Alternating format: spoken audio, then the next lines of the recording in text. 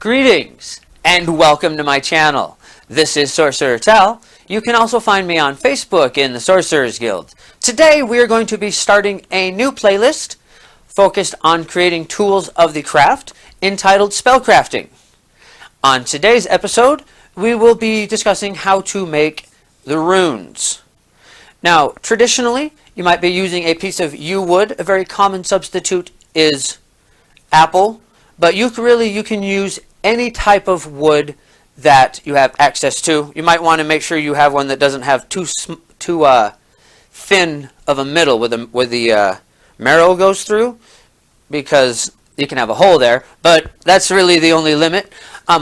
You can even buy little plates, like little chips from Amazon to create them on, but I suggest starting with an actual piece of wood so that you can capture the line of fate going through the wood, which is what helps you create the divinatory process. Okay, so what do I mean? Pull the line of fate into the stick. Oh, as you may remember from previous episodes, I talked about the stick breaking, where you focus on bringing a specific line of probability into a stick. We're going to be doing the same thing here, only rather than one single line of probability, you want to actually pull all the lines of fate into the stick. Imagine your flow in the pattern, and the pattern itself pulling into one end of the stick and out the other. And allow that energy to enter into the stick with the intent that you will be making runes. You will be using this to create a divinatory tool. You just want to focus on that and imagine that energy going down into the stick. And then seal it in. Of course, we're not going to be breaking it like we do in the stick breaking video. We're going to be cutting it, but we're not going to be destroying that line as we do so. We are simply creating sections of it. So, what we will then do,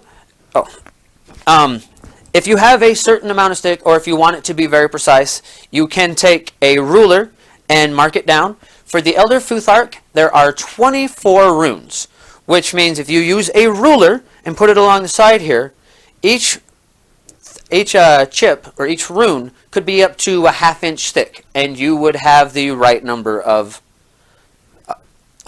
runes. Or if you're going to be putting it in a bag, especially if you're one of the people that reaches in and puts them out into a spread one at a time, it might matter for them to be very uniform. Me, I shake them up and pull them out of a bag, so it's whatever touches my hands, and it's not important to that uniform. So I just go ahead and cut them off one at a time, like this. This is a little bit difficult to process, because you don't want to break the chip. So just keep the blade nice and even and go down. Like I said, just keep it even and straight and cut down. It's good to have a nice fresh blade into the saw, because then it cuts easier and you have less chance of accidentally breaking off a piece. So we're getting down to the end here, so especially down at the end, you want to go ahead and slow down. And really, the thicker you make these, the easier it's going to be. This one is way under the ½ inch I mentioned. And that may prove to be a problem for me here. Let's see. Yep. See, I didn't do that first one quite thick enough. So we wound up with just a little bit of a chip there. So we're going to just take that little bit off still, so it doesn't affect the next one. And you can always take a file to these afterwards as well. But you want to have them, probably a good idea to do that full ½ inch. So let's go to about here. You see that on the camera there? Okay. Tighten the vise back up. And we'll have them just a little bit thicker. That way it doesn't chip off like that. First one did.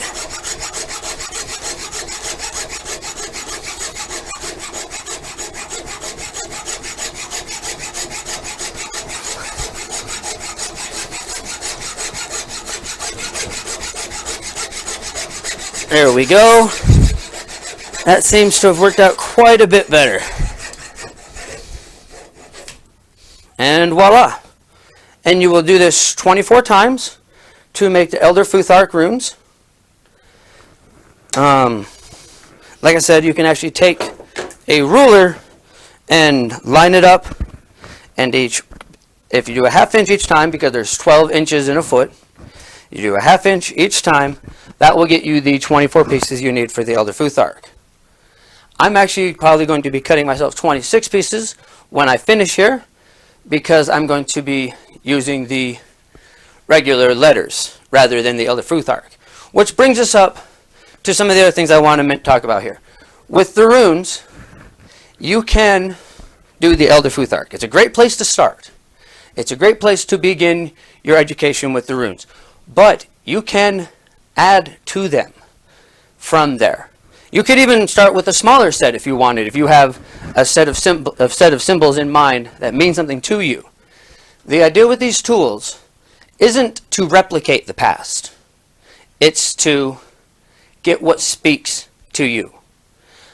So, whatever symbols speak to you. For example, we've talked in the past about sigils. I have some of my more successful sigils. I then choose the intent I then take that intent and turn it into a meaning. Just a moment, I'm getting the one I want here. And then I will take that sigil and put it into the rune set to denote the meaning of to denote meaning of what was the original intent. And of course, this one is to create ability and abundance and group harmony. As those of you who are familiar with the cash cow sigil, it has been a very successful sigil. So I then put it on one of my stones from my previous set and put that into my readings. Now you may notice, of course, that was a stone, and here I am showing you how to make these out of wood. Okay, you can make the runes out of anything that you want. In that particular case, I went down to the beach and I gathered all those stones with the intent. As I went down to the beach even, I thought to myself that I am going here to gather stones to create a rune set. And that also sets up that line of fate, because they were all picked up on that same trip and that same adventure. And that doesn't even mean that you can't add other things later, but they are added to that first momentum.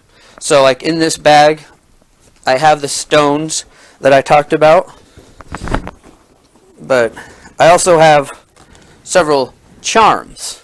Like this one is most typically denotes luck because it's straight. It's a straight flush. And then I've got other ones that represent other things. I've got dice in here for numbers. Whatever it is that you want to add. Okay, and so when you make the symbols themselves, you'll take the piece of wood, and a lot of people insist on using wood burners, stuff like that. Well, first of all, it doesn't seem like they would have had a wood burner to plug into the wall back in the olden days. So that's not that traditional to me anyways. They probably were using some type of ink. But either way, we live in the future, not the past. I've expressed that idea many times on my channel, that we should be building on the backs of what come before rather than trying to replicate what already happened. So I just use a Sharpie. It's the easiest way to do it. And then you also have color choices. Like say if you were doing the runes, you could do Berkana in green because it's a rune of growth.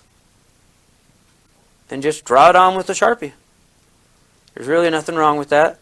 If you use the same type of blade that I'm using, you may want to sand these down some before you do this. But then when you're done, you can just dip them in polyurethane. And like I said, it's best to go with what is current now. Speaking of, I have, as any those of you who are in the guild may have noticed, I've been posting a lot of I've been doing a lot of posts about the divinatory meaning of the modern alphabet. There's a reason for that.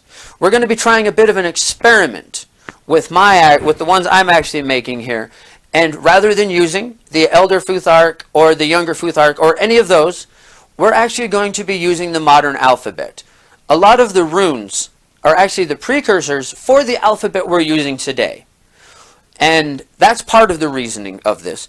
But also, the modern alphabet is much more in the collective conscious. These are the letters that we are thinking about on a daily basis. They have fresh affirmations. Back in the day, when the Nordic shamans were using these runes, so were the people that wrote. So were the people they were reading for. So that's what was in their weird. That's what was going on around them right then, and that's what we want to know, is what's going on around us right now. So rather than using the old runes, I'm actually going to be cutting this piece into 26 sections and using the modern alphabet. So, as I said, those of you that have seen in the guild me asking about the divinatory meanings of modern day letters, it's because I'm trying to find out what association these letters have in the collective conscious of us all. So then I know what the symbols mean when I am reading them. Okay, so you've got your runes all made. You've picked your sigils, your letters, whatever you're going to use. And they've all been drawn. You got them cut, you got them drawn. Now what? Okay, now we want to seal the energy in. One of the ways that I like to do that is with the breath of life. Just breathe into them. You can have the whole set and just breathe into them with the intent of connecting them to you, adding your energy to them. After that, a lot of people like to leave them out under a full moon, or at least under a waxing moon, so that the energy of the earth and the moon and the planets can enter into the runes. Myself, I am much concerned with the runes and symbols getting attached to me. So rather than putting them on the altar, rather than putting them out in this to attach to the moon, I want them to attach to me so I can speak to them directly, and I will put them on my altar underneath my personal sigil for a few days and allow them to charge that way before I begin using them. Okay, there will be several other posts in this series over time. As I said, this series will be on how to actually make particular items. But that will be it for this episode. Thank you once again for joining us. If you haven't subscribed to the channel, please take the opportunity to do so now. Until then, bright blessings and an interesting fate. This has been Sorcerer Tal.